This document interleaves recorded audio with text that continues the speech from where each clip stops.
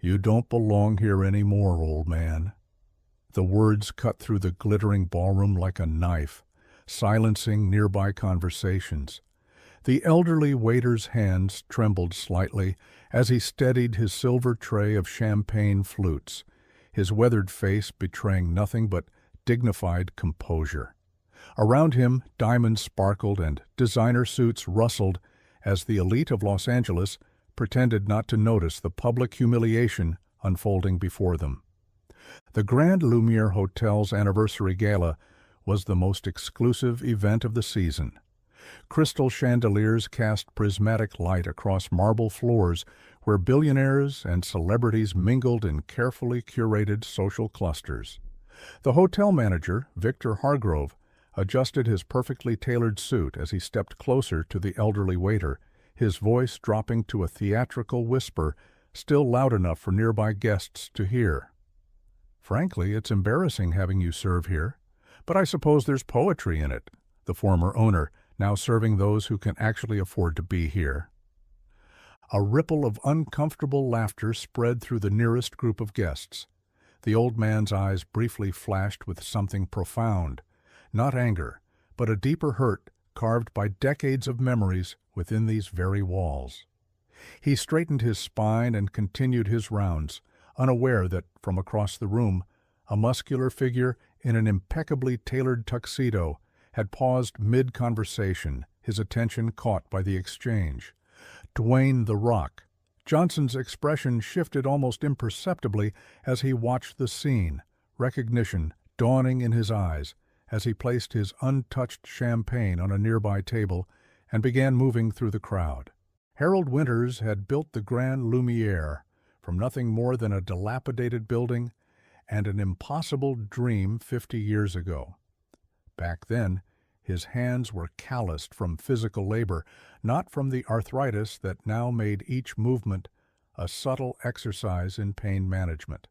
The hotel had been his masterpiece, his legacy, until 10 years ago, when clever lawyers and dishonest partners had stripped him of everything during the financial crisis. The cruel twist that brought him back here, wearing the uniform of service rather than ownership, was the handiwork of the very man who now delighted in reminding him of his fall. Victor Hargrove had been one of those partners, the one who'd orchestrated Harold's downfall with spreadsheets and fine print. Now, as the hotel's manager, he took particular pleasure in Harold's presence among the staff. It had been Victor's idea to hire him, not out of kindness, but for the perverse satisfaction of watching the former owner navigate the corridors he once ruled as a mere servant. Tonight was the hotel's 20th anniversary celebration since its revitalization, a carefully chosen term that erased Harold's 30 years of prior stewardship from the official history. As Harold moved through the crowd with practiced invisibility, he caught fragmented conversations about property acquisitions, corporate mergers, and celebrity gossip. These walls that had once echoed his own dreams now amplified the casual excess of those who saw the hotel as merely another playground. He remembered laying the cornerstone of the western wing, selecting each chandelier, knowing the stories behind every architectural detail that these guests admired without understanding their significance. The weight of these memories was heavier than the tray of drinks he balanced. Across the room, Dwayne Johnson was finding it increasingly difficult to focus on the film producer chattering about potential franchise opportunities. His attention kept drifting to the elderly waiter who moved with a quiet dignity that seemed almost anachronistic among the self-important posturing that filled the ballroom. There was something familiar about the man's face, something that tugged at Dwayne's memory from years before his Hollywood success, back when he was just starting out and had taken odd jobs to make ends meet. "Excuse me," Dwayne said, cutting off the producer mid-sentence. He moved purposefully through the crowd, which parted instinctively before his imposing frame. The universe of celebrity created its own gravity, and his pulled people aside without conscious effort on their part.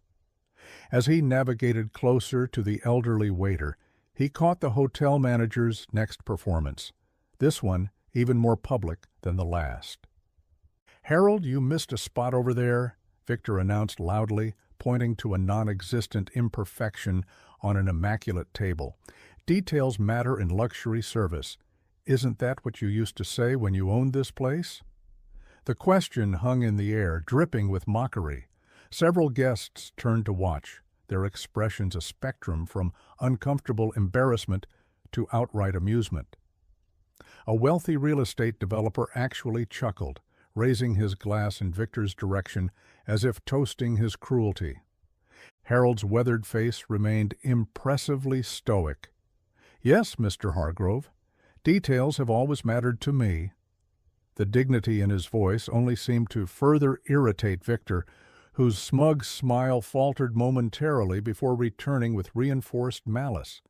The tension between them was palpable, a silent battle between old-world grace and new-money arrogance. Victor stepped closer to Harold, lowering his voice, but not enough to prevent nearby guests from overhearing. "You know what the real difference is between us, old man? I understand that this world belongs to those who take it. You thought building something meant you deserved to keep it." He straightened Harold's already perfect bow tie with unnecessary force. "Sentiment is for the weak. This hotel deserves an owner who understands its true value." The words landed like physical blows, each one calculated to wound. Some guests pretended to be engrossed in their own conversations, while others watched with the detached interest of those witnessing a car accident from a safe distance. A younger waiter nearby looked down, ashamed to witness his colleague's humiliation, but too intimidated by Victor to intervene. Harold responded with silence, not the silence of defeat, but the dignified restraint of a man who recognized that some battles couldn't be won with words. His eyes, however, told a different story. They carried the weight of decades of seeing this grand space in every phase of its existence, from blueprints to reality, from glory to loss.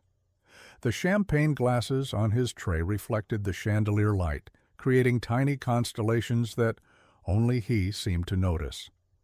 Dwayne Johnson had stopped just a few feet away, his presence not yet registered by either Victor or Harold.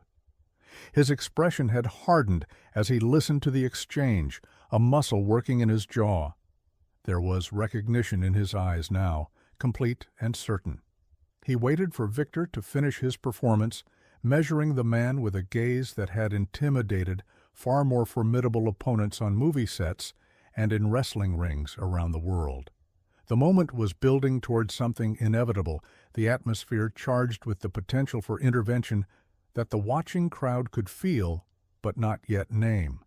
"Mr. Winters," Dwayne's deep voice resonated through the immediate vicinity, causing heads to turn and conversations to halt. The simple act of addressing the elderly waiter by his surname rather than his first name shifted something in the social atmosphere. It was a small gesture of respect that made Victor's previous condescension all the more glaring by contrast. Harold turned, confusion momentarily replacing the carefully maintained composure on his face. Victor's expression cycled rapidly from annoyance at the interruption to recognition of the celebrity and finally to a plastic smile that didn't reach his eyes. "Mr. Johnson, what an honor to have you at our celebration," Victor gushed, stepping slightly in front of Harold as if to physically insert himself between the star and the elderly waiter. "I didn't realize you were acquainted with our staff." Dwayne ignored Victor completely, his focus remaining on Harold. "You probably don't remember me, sir. It was about 20 years ago. I was working security during that charity gala for the Children's Hospital." His smile was genuine, warming his eyes. "You were the first hotel owner I ever met who knew every employee's name, from the executive chef down to the night janitor." Recognition dawned slowly on Harold's face, the years peeling back as memory surfaced.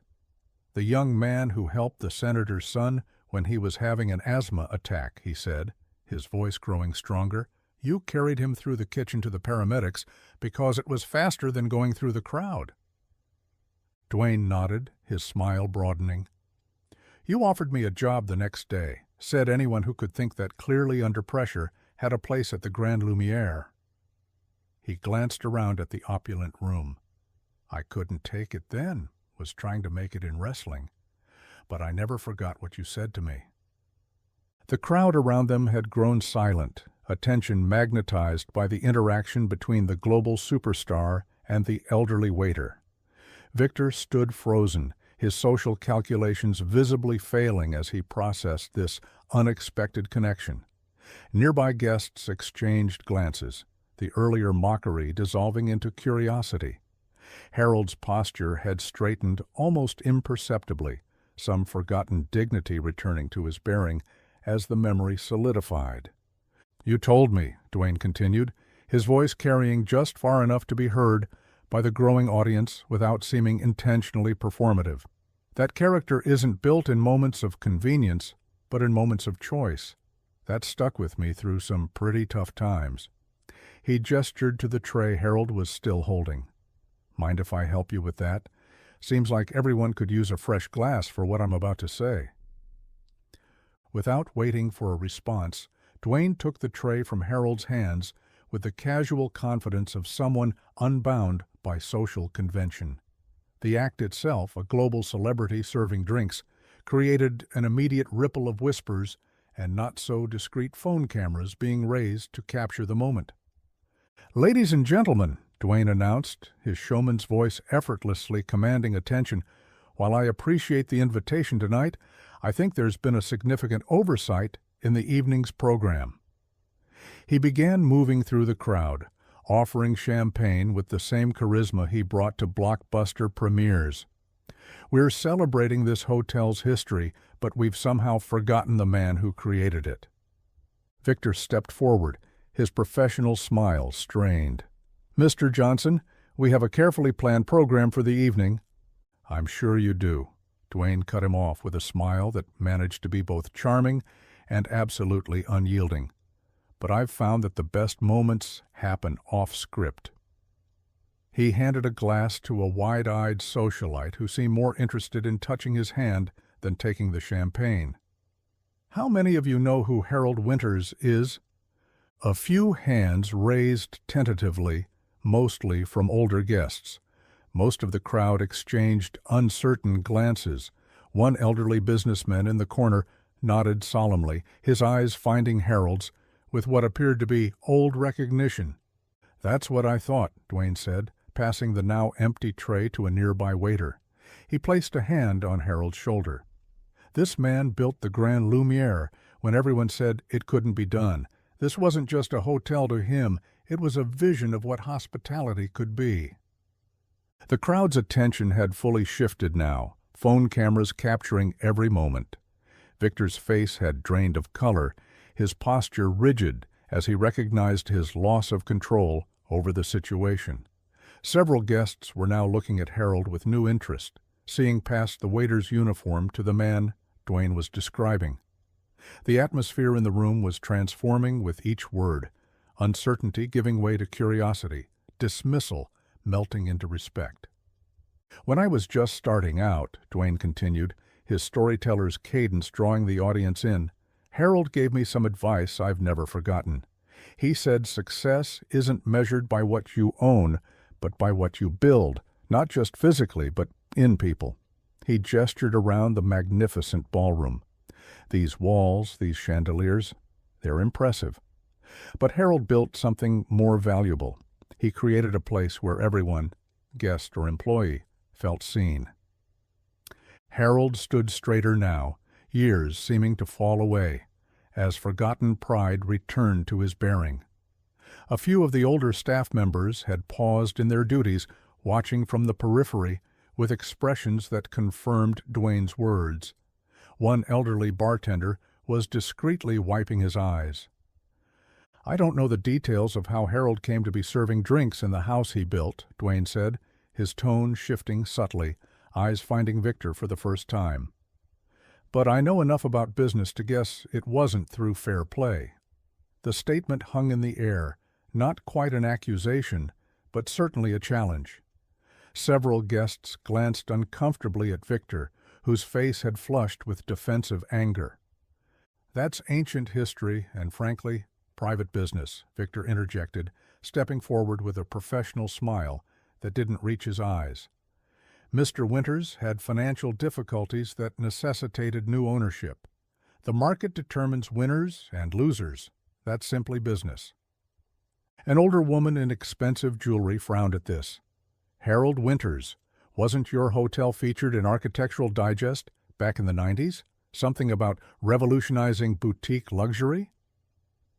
Before Harold could answer, another guest joined in. "Wait, I remember reading about this place. Didn't you host that peace summit between the Israeli and Palestinian delegations? The one where they used the kitchens as neutral territory for informal talks?" The room was shifting, memories surfacing, and connections being made.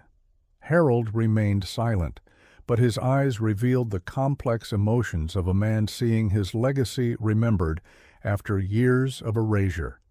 Phone screens throughout the room now displayed search results as curious guests researched the hotel's original owner in real time. Victor moved toward the small stage where a microphone stood ready for the evening's official speeches. "Ladies and gentlemen, while this is all very touching, we should return to our scheduled program." "Actually," Dwayne interrupted, his voice firm but pleasant, "I think tonight's program needs a slight adjustment." He turned to face the crowd fully. "Harold Winters isn't just part of this hotel's past. His story, the real story, deserves to be heard."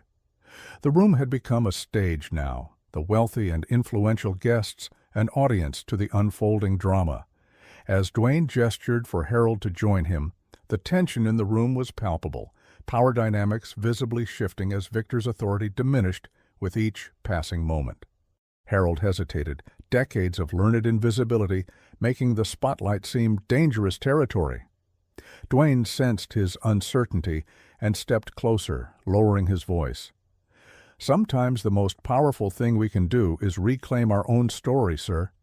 The words weren't meant for the crowd, but carried enough for those nearby to hear. Harold's eyes met Dwayne's, something unspoken passing between them, the recognition of what it means to fight battles others don't believe you can win. With quiet dignity, Harold moved to Dwayne's side. The contrast between them was striking. The elderly man in his waiter's uniform beside the towering celebrity in custom formal wear. Yet something in their shared posture suggested an equality that transcended appearance. "I built this hotel in 1973, Harold began, his voice initially soft but gaining strength with each word. "Back then, this neighborhood was considered a lost cause. No one would invest here. My wife Eliza and I put everything we had into this vision." He gestured to the ornate ceiling. "Those plaster moldings, I installed them myself over 6 months of evenings after the contractors went home. Couldn't afford the extra labor costs." The room had fallen completely silent, even the staff pausing in their duties to listen. Victor remained near the stage, his face a mask of controlled fury, as he watched his carefully orchestrated evening derail. "This wasn't just a business to me," Harold continued. "It was our home. My daughter learned to ride her bicycle in the service corridor during construction. My son did his homework in what's now the West Wing Lounge." His voice caught slightly. "We celebrated weddings here, mourned at funerals, weathered recessions, and celebrated recoveries. For 30 years, this place wasn't just a hotel. It was the beating heart of our family and our community." An elderly woman at a nearby table dabbed at her eyes with a napkin. Several guests were nodding, some with genuine emotion, others perhaps recognizing a narrative that would play well on their social media accounts. But the attention was real, the room captivated by the unexpected authenticity of the moment. "In 2008, when the financial crisis hit, we faced challenges like everyone else," Harold said, his tone matter-of-fact rather than accusatory. "We needed investment partners to weather the storm." His eyes briefly found Victor before returning to the broader audience. The legal details aren't important now. What matters is that within a year, I found myself on the outside of what had been my life's work. Victor stepped forward, professional smile firmly in place. A heartwarming story, certainly. But business is business. The hotel was failing under outdated management and required aggressive modernization to— "I've seen the books from that period," interrupted a silver-haired woman who had remained quiet until now. All eyes turned to Catherine Mercer, whose investment firm managed billions in assets. The Grand Lumière wasn't failing. It was temporarily undercapitalized during an unprecedented global crisis, a common situation that could have been resolved with patience rather than predation. Her pointed gaze at Victor caused him to physically step back. "Catherine," Victor began, but she raised a manicured hand. "That's Ms. Mercer to you, Victor." Her tone could have frozen flame. "I declined to invest in your acquisition group precisely because your tactics seemed unnecessarily aggressive. I'm beginning to think my instincts were correct." Murmurs spread through the crowd as the implications settled. Dwayne Johnson's expression remained neutral, but there was something like satisfaction in his eyes as he watched the narrative shift. Harold stood still, decades of composure not abandoning him even now. "I returned to work here 3 years ago," Harold continued quietly, when the murmurs subsided. "Not because I needed to see what had changed, but because I needed to remember what hadn't." His gaze swept the room with surprising strength. These walls still know who built them. This place still holds the echoes of what it was meant to be, not just luxury for the privileged few, but a place where genuine hospitality transformed lives. Dwayne placed a supportive hand on Harold's shoulder. "When Harold offered me that job 20 years ago, I was just a struggling kid with big dreams and empty pockets. He saw something in me worth investing in, not because it would profit him, but because that's who he is." He addressed the room directly now. How many of us can say we'd recognize the true value of a person when they're serving us rather than being served? The question hung in the air, uncomfortable but impossible to dismiss. Several guests looked down at their champagne glasses, suddenly conscious of how they'd interacted with the staff throughout the evening. Others were watching Victor with new scrutiny, social calculations visibly recalibrating. "I don't tell this story to gain sympathy," Harold said firmly. "I've made peace with my journey, but there's a lesson here about what we value and how we measure success." He gestured to the grandeur around them. Is it the possession of beauty that matters, or the creation of it? Is it the ownership of spaces that counts, or what happens within them? Victor's composure finally cracked. "This is absurd. We're here to celebrate success, not indulge in sentimentality about business failures." His voice carried an edge of desperation now. "Mr. Johnson, while we appreciate your star power, you're disrupting an official event based on a passing acquaintance with a former owner who couldn't adapt to modern business realities." The silence that followed was deafening. Victor had miscalculated badly, his words revealing more about his character than he intended. Dwayne's expression remained calm, but something shifted in his stance, the subtle change, recognizable to anyone who had watched him prepare for confrontation in his films. "Passing acquaintance," Dwayne repeated, his voice dangerously quiet. "Let me be clear about something. The lessons I learned from Harold Winters stayed with me through every challenge I've faced. When people told me I'd never make it, when doors closed in my face, when I had $7 to my name, it was the example of men like him that kept me going." He turned to address the crowd directly, his presence commanding complete attention. "Success isn't just what you achieve. It's how you achieve it. It's not just what you build. It's why you build it. Harold created this place as a legacy of excellence and genuine care.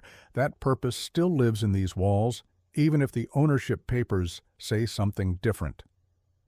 A ripple of applause began, tentative at first, then growing. Catherine Mercer was the first to stand. her approval carrying significant social weight. Others followed, the response building into sustained applause that seemed directed not at the celebrity speaker, but at the elderly man beside him.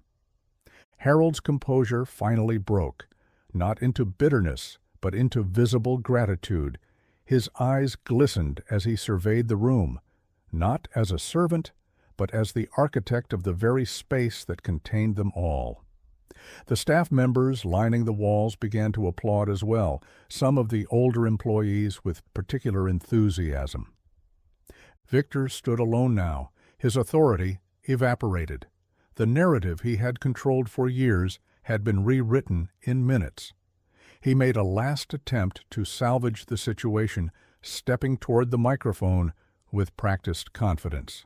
"Ladies and gentlemen, while this has been an unexpected diversion, I invite you all to continue enjoying the evening's festivities.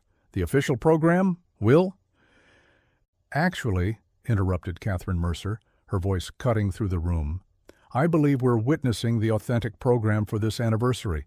She raised her glass. "To Harold Winters, the true heart of the Grand Lumière. May we all build legacies with such integrity." The toast echoed around the room, glasses raising in Harold's direction. Victor stood forgotten by the microphone, watching as the crowd's attention and respect flowed toward the man he had deliberately humiliated just an hour before. The balance of power had shifted permanently, visibly, irrevocably. As the evening continued, Harold found himself at the center of a transformation that went beyond mere social dynamics. Guests who had earlier looked through him now approached with genuine interest, asking questions about the hotel's history and his vision for what hospitality could be. Each story he shared seemed to restore something that had been taken from him, not ownership of the building, but recognition of his legacy. Dwayne remained close by, not hovering protectively, but ensuring through his presence that the moment couldn't be dismissed or diminished. His celebrity created a gravitational pull that brought influential figures into Harold's orbit, but it was Harold's own quiet dignity and wisdom that kept them there. The waiter's uniform no longer defined him in their eyes. Instead, it had become almost a symbol of authentic service leadership that many of them publicly praised while privately recognizing their own shortcomings. "You've created quite the situation," Catherine Mercer commented to Dwayne during a quiet moment, her tone indicating approval rather than criticism. "Victor's board will be meeting tomorrow morning, I suspect. Several key investors are in this room, and they look concerned." Dwayne's smile was understated. "I just helped the truth find its audience." He watched as Harold explained the history of the grand staircase to a fascinated group that included 2 Hollywood producers and a tech billionaire. Some stories deserve to be heard. Across the room, Victor had retreated to the periphery, his phone pressed to his ear as he engaged in what appeared to be an intense conversation with unseen superiors.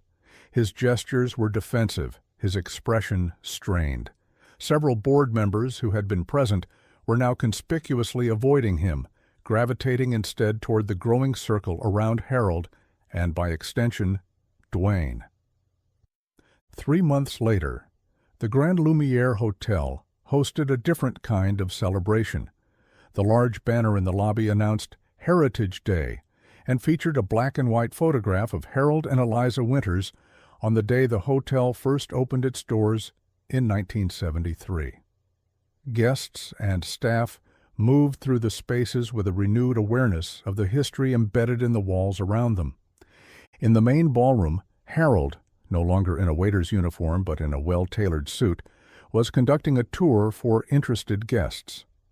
"This chandelier," he explained, pointing upward, "was originally from an opera house in Vienna.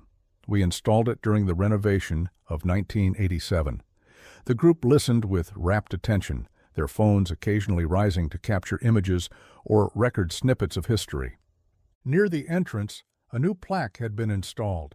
The Grand Lumière Hotel, founded by Harold and Eliza Winters, 1973. It was small but prominently placed, impossible to miss for anyone entering the building. Beside it, a digital display showed rotating photographs from the hotel's history, celebrations, historical events, and moments of significance that had been deliberately forgotten in recent years. Victor Hargrove was gone, pursuing other opportunities, according to the official statement. The board's emergency meeting following the anniversary gala had resulted in immediate changes, accelerated by the social media storm that had erupted when clips of Dwayne Johnson's intervention went viral. Harold Winters had trended for 3 days, with celebrities and influencers sharing their own stories of underappreciated builders and creators whose contributions had been erased. Catherine Mercer, now heading the hotel's advisory board, had personally overseen the creation of the Harold Winters Hospitality Scholarship, designed to support promising students from underprivileged backgrounds. True luxury isn't just about marble and crystal, she had told the press. It's about creating environments where everyone feels valued. That was Harold's vision, and it's one worth preserving. In the hotel's renovated lounge, Harold sat across from Dwayne Johnson, both men enjoying a quiet moment away from the day's celebrations. The space around them hummed with activity, staff moving with purpose, guests exploring the newly installed historical exhibits, photographers documenting the transformation. "You didn't have to come back for this," Harold said, genuine gratitude in his voice. "Your schedule must be impossible." Dwayne smiled, the warmth reaching his eyes. "Some things are worth making time for." He glanced around at the hotel that was once again reflecting its founder's vision. "Besides, I wanted to see how the story continued." Harold followed his gaze, taking in the space that had been his life's work. "It's strange. I don't own this place anymore, but in some ways, it feels more mine than it has in years." "That's because legacy isn't about ownership," Dwayne replied. "It's about impact, the mark you leave on places and people." He leaned forward slightly. "You know that advice you gave me years ago about measuring success by what you build rather than what you own? I've quoted you in at least a dozen commencement speeches. Never thought I'd get to tell you that in person." Harold laughed softly, the sound carrying the unburdened quality of a man who had reclaimed something essential. "Life has strange circles, doesn't it?" Through the large windows, they could see a group of hospitality students arriving for the special tour, the first recipients of the Harold Winters Scholarship. Young faces filled with ambition and possibility, entering a space that would now teach them not just about luxury service, but about the values upon which it was built. "The true value of a person isn't their title or their possessions," Harold said, watching the students with genuine interest. "It's their story, not just what happened to them, but what they did with it." He turned back to Dwayne with a smile that carried decades of wisdom. "That's something no one can ever take away." Dwayne raised his glass in a quiet toast. "To building things that matter."